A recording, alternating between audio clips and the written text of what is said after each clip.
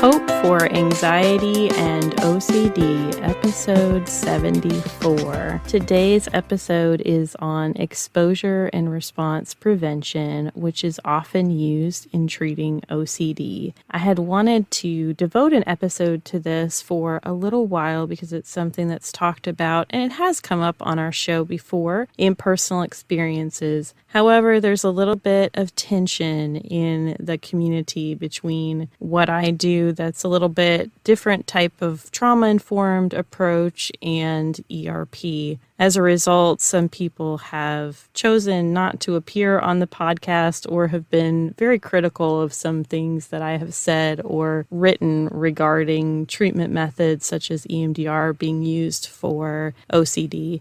One person even actually accused me of spreading lies on my website before they even had a conversation with me about this. That was a little rough, but we recovered. Unfortunately, today's guest contacted me to share her personal story and also the work that she does with exposure and response prevention. Today on the show, we have Stacy Quick, licensed professional counselor and therapist at NOCD. Welcome to the show today. Thank you for having me on. I'm excited to be here. Yeah, so I know that a lot of times we talk to professionals on our show who treat OCD, and sometimes they have their own personal experience with OCD. And you had shared with me that you dealt with scrupulosity in the past. Can you just tell us a little bit about your journey of recognizing that you had OCD, the symptoms, being diagnosed with it? Sure, yeah. I've actually had OCD for my entire life. I don't really remember a time not having it. Obviously, I wasn't diagnosed with it for quite some time because this was back in the 80s and kind of 90s. And so not as much was known about it. Sure. Yeah. And some of my first, memories, I would say, is about age 5 or 6. And some of the very first ones that had started were more what I would now know scrupulosity, where I was having images of religious figures that were kind of inappropriate, that kind of things that would, or thoughts about that would pop into my head from a very young age. And it would really, really bother me. And I can remember I wasn't really sure what was going on. The interesting thing there is that at that time in my life, my dad was pretty much an atheist and we didn't go to church. We didn't really believe. So it's interesting that it took on that form that young. I've always wondered about that, but it did. And I know my grandma had been religious. And so I assume she had probably talked to me a little bit about stuff. And she probably had pictures around her house. So I kind of knew the basics. I knew Mary, I knew Jesus, I knew that kind of thing. And then I think my brain just kind of went wild with that. And then it blossomed into lots and lots of things. I joke and say, I think I've had every theme or form out there over the years. Yeah, that's important for people to know just about OCD in general, if they haven't researched it a ton, is that the themes do shift. So sometimes they'll think, oh, there will be some kind of sense of relief when they've gotten through one theme, like, oh, good, that's gone away now. And sometimes they can deal with a theme. The next theme is a little bit more manageable. So they don't really feel like they have a problem or like, oh, well, maybe that went away. That was super distressing. And then they're able to manage or cope in their life with the next theme better. And then another theme hits that's unmanageable. Have you gone through periods of like that? Because OCD has this tendency, to like wax and wane. Definitely. Almost all of the members I've seen throughout the years of doing therapy have said very similar things. They've said it comes and it goes. There are times in my life where it is really loud and times where it's much quieter. And that seems to be reflective of many people's experience, not just my own, but theirs as well. One of the things that I think research would support is that when you're under more stressful times in your life or big life changes, that's when OCD seems to be more prevalent. I think of it in my own life as it kind of hangs out and then it demands a little more attention during times of change or challenging times in my life. It tries to anyways. That's a really good way of describing it. It's like it's always there. And sometimes it's a little bit more in the background and sometimes it's more in the foreground, like knocking on your brain, demanding attention, like, hey, pay attention to me. Yes, that's definitely how I think of it. And I know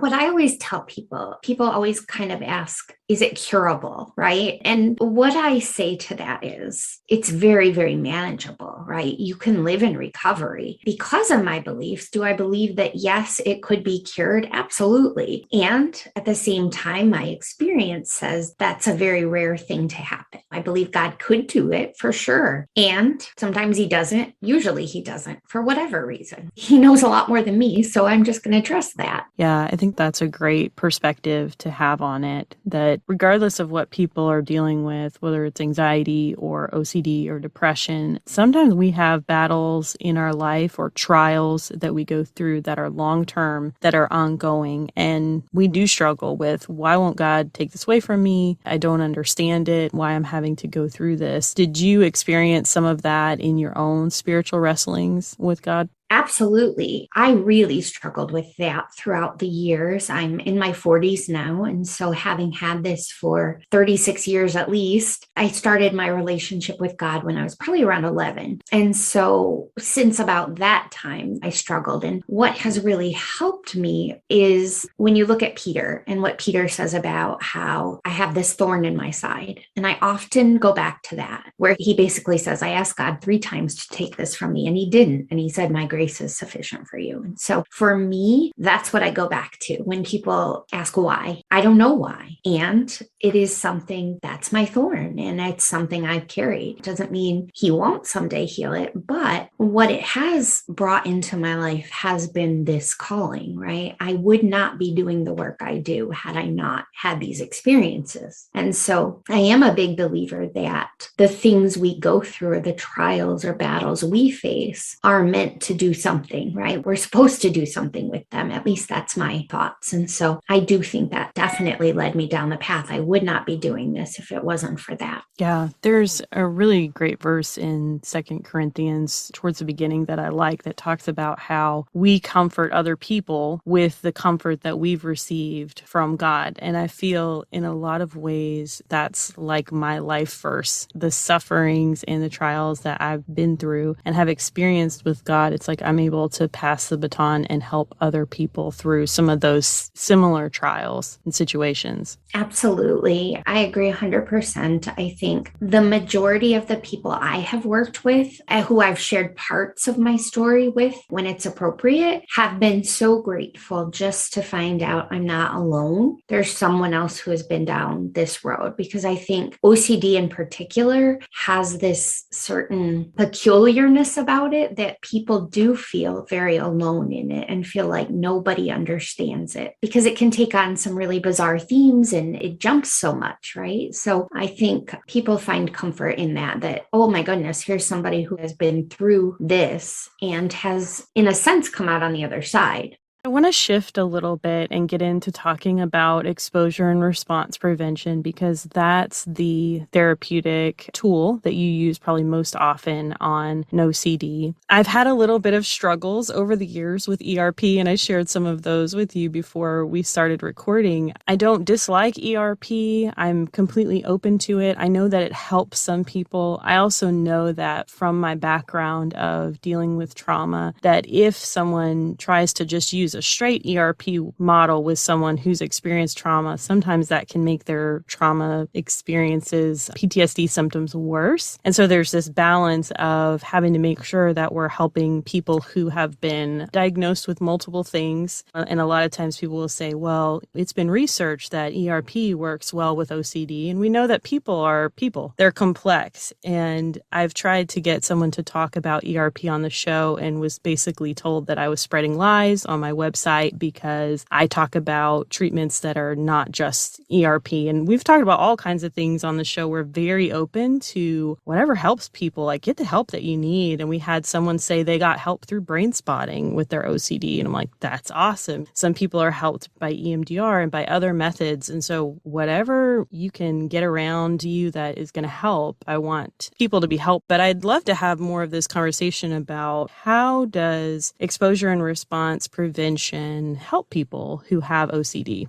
I think you bring up a really great point. That's why it's so important that if you have been diagnosed with OCD or you suspect that you have OCD, that you see somebody who specializes in it, somebody who is very familiar with it, because it is often misdiagnosed. And there are many, many people who get misdiagnosed and it can be harmful, right? Yes, absolutely. We've had people who have been diagnosed with psychosis and things like that when it wasn't. But you really have to know it very well to see the differences. And you want somebody who's trained enough, who also knows other forms of therapy so that they can tell what else you might need in conjunction, right? Because you're right. People often don't come to you with just straight depression or straight anxiety or straight OCD, right? It is often a combination. And so one of the things we do really well, I think, at NOCD is that we are careful to make sure that we're also giving people resources and referrals for treatment providers that would deal with, say, complex trauma or major depression and things like that. We know that when people do ERP for obsessive compulsive disorder, when it's comorbid with depression and anxiety, it often does help relieve some of those symptoms. And there are times when they also need to be addressed separately. And regular cognitive behavioral therapy or talk therapy can be very helpful for depression and for anxiety and for many other things. And so I do think it is often a combination, because it's not often that you see somebody who just has OCD. And at the same time, we do know that exposure and response prevention is the gold standard treatment for OCD. But you're right. You also have to have somebody who takes into account there might be some other things going on. And I'm very careful to do a trauma screening with everyone I see, because I do think you have to go about that in a very cautious way, right? And often people can be doing trauma work separately while they're working with me on straight ERP. And so I find that to be very useful. And then we coordinate things. I appreciate your openness on that, because I know that there are some providers that are very rigid surrounding only using the ERP model. It's a little bit frustrating because there's a level of rigidity with OCD that I feel like there's a parallel between that almost and the professionals that treat it that I don't feel like is helpful for the clients just in general.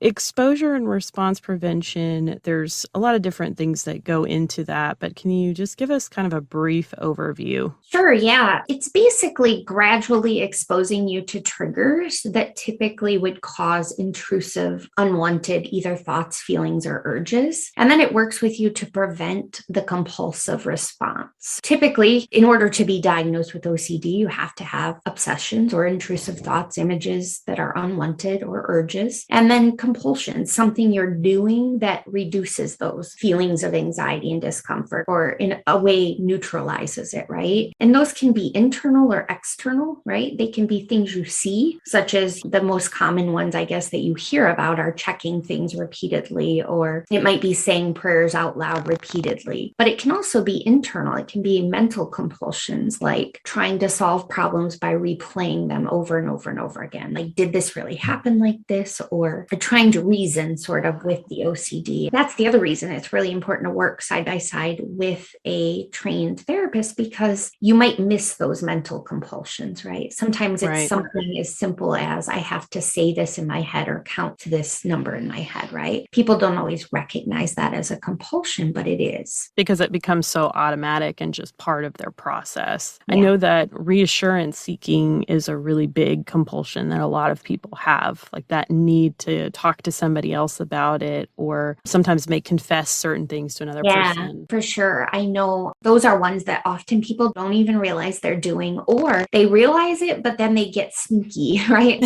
They'll try to get reassurance without straight out asking for it, right? I know one big one for me when I was a kid was confessing. And I see that a lot with kids, especially really young kids. That's one of the first things I'm looking for when I'm talking to parents is, are they coming to you a lot and telling you things that maybe another kiddo would not do, right? Right. Because I just remember that a lot with my mom. And that really is reassurance seeking, because then that person typically says, oh, no, you're fine. That's just a thought, or that's not something you're really wanting to do. Something to that effect.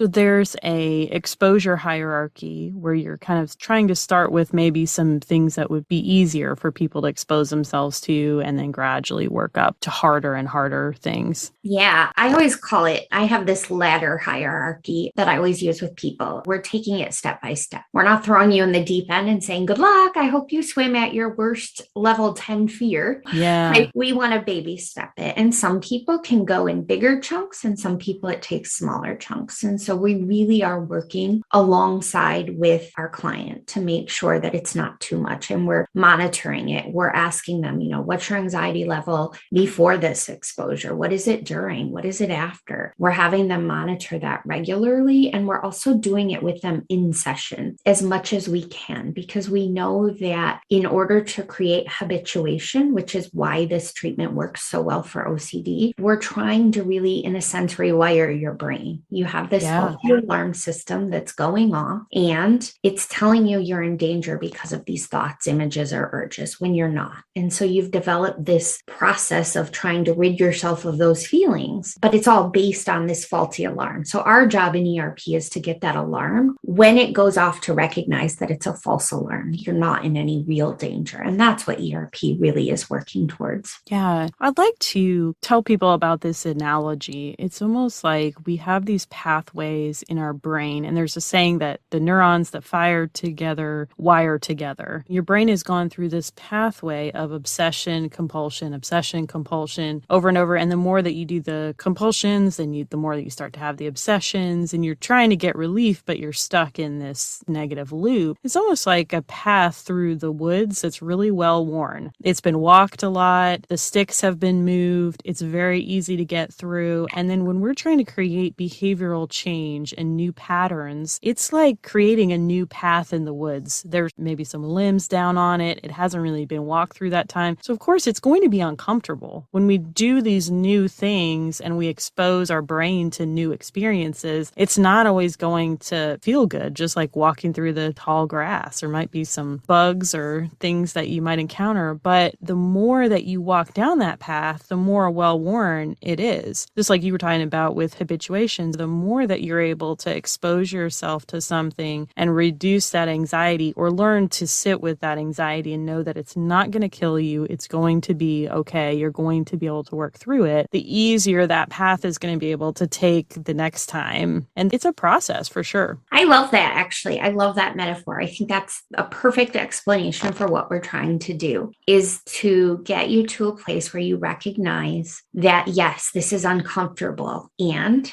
I'll get through it and it won't always feel like this. That's the one thing over the years I've learned. Yes, let me go back just a little bit. Everybody has the same thoughts that people with OCD have. They probably don't have them as often, right? Because they don't get stuck. They filter. Their filter works properly. So they can take these thoughts that maybe aren't very important and disregard them. They have enough confidence, not certainty, but confidence that this is probably just a bad thought or just something that popped into my mind that I wouldn't act on. The person with OCD, though, for whatever reason, there's a lot of mechanics in the brain. They get stuck on it and they say, why did I have this? There must be a reason. What does it mean about me? And they internalize it. And then they start to think, I'm bad or I've done. And that starts this whole, once you've latched on and gotten stuck on a thought, then it's going to be there more often. It's like trying not to think about something. You're going to think about it. And so people with OCD, it's not that their thoughts are different from other people, but it's that they get stuck on these thoughts and want to give them meaning. Why were they there?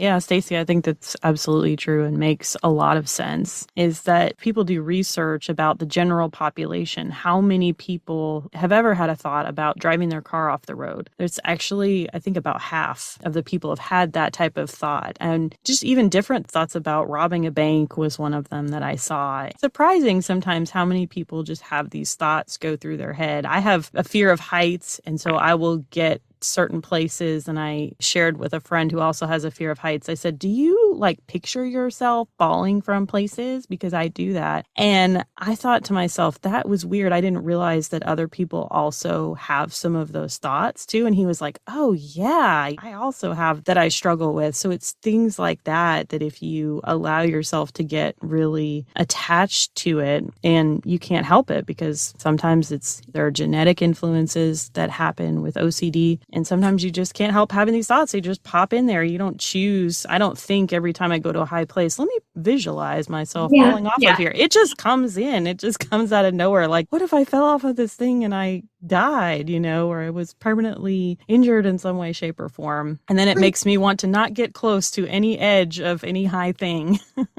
People often say, well, why does it latch onto some thoughts and not the others? The other thing we know is that it tends to latch onto things you value, things you care about. One of the things that OCD seems to really attack is anything taboo, anything that would set you apart from someone else, anything that would make you bad or make you seem different. And so it really latches on and tries to convince you, in a sense, or have you doubt who you are as a person and the things that are most important to you. And I think that's what makes it such a tormenting disorder. It goes after the things you care the most about. And that's where we get to talking about, we've had people show in the past who have had children, thoughts about either their children being hurt or thoughts about harming their children, that those can come in after they have children that they never had before they had children. Oftentimes people of faith will have scrupulosity, obsessions, and compulsions because their faith is really important to them. People who are concerned about getting things done the right way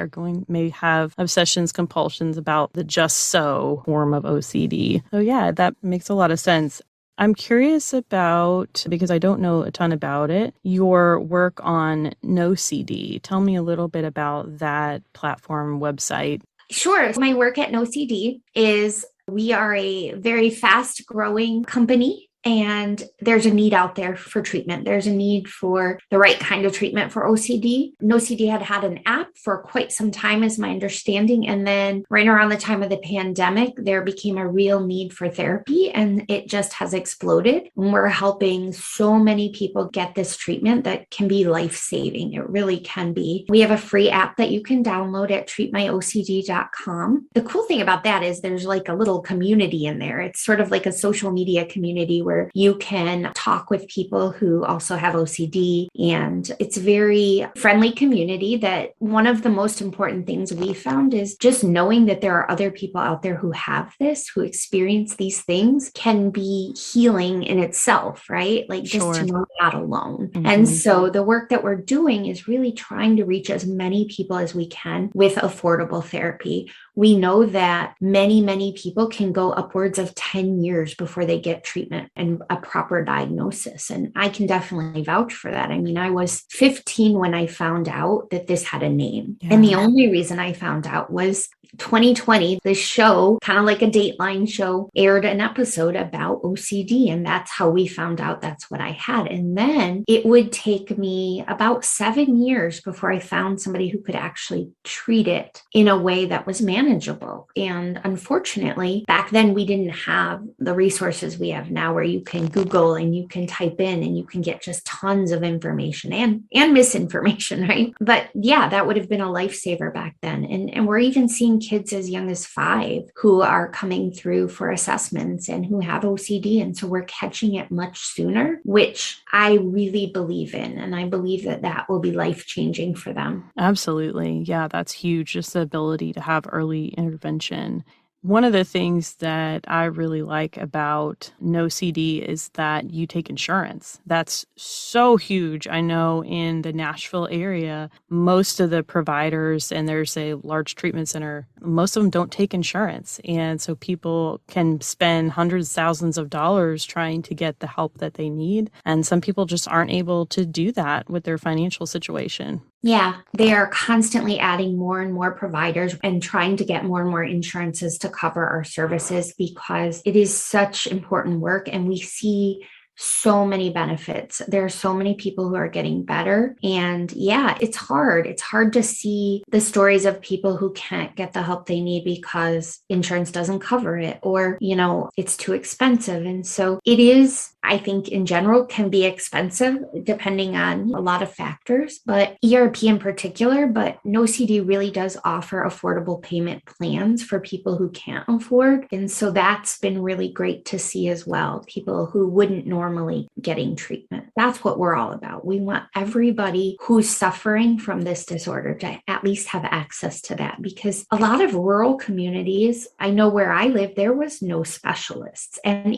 the people that I see as members often will say, well, yeah, there's one specialist that's, within an hour range, but they have a 6-month or a year wait list. Mm-hmm. That's what's so amazing about NOCD is you can get in within a week. Are these video sessions that you're doing with people? I mean, it's all telehealth, right? Either through the app or the website. Yep, it's all telehealth. There's actually was just a study that came out about it and about how effective it is. It really is. I mean, I honestly, as somebody who has done face-to-face therapy for many, many years prior to this, I can honestly say I don't notice a difference, because in some ways it's actually more helpful because I'm in the home with them and I can walk with them. Like they'll device throughout the house and do exposures. And so in some ways it's actually more beneficial because I'm there with them. Yeah, I would agree with that. People being able to do those exposures in their own environment is really helpful and powerful. You're able to do things that you wouldn't be able to do in the office when you have telehealth. That's something that people don't realize. A lot of times they may look at telehealth as,